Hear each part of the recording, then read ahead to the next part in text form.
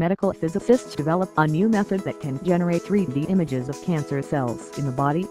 This medical news can use to investigate the development of cancer cells more closely in the body.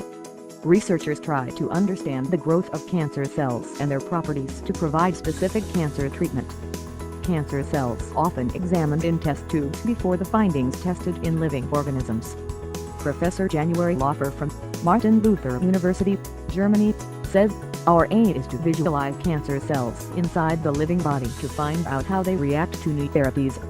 He used photoacoustic imaging, a process that uses ultrasound waves generated by laser beam to produce high-resolution 3D images of the body's interior. Laufer explained, "The problem is that tumor cells are transparent. This makes it difficult to use optical methods to examine tumors in the body." To solve this problem, scientists first introduced a specific gene into the genome of the cancer cells. Phytochrome protein. After the genome entering the cells, the gene produces the phytochrome protein, which originates from plants and bacteria. It serves as a light sensor.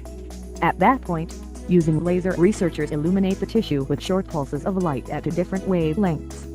The phytochrome proteins can change their structure and their absorption properties depending on the wavelength of the laser beams. In the body, the light pulse is absorbed and converted into ultrasonic waves. These waves can measure outside the organism, and researchers recreated two images of the body's interior based on this data. By calculating the difference between the two images, a high-resolution 3D image of the tumor cells are created. The result in changes to the amplitude of the ultrasound waves generated in the tumor cells. Researchers said, this method can also be used to observe cellular and genetic processes in living organisms.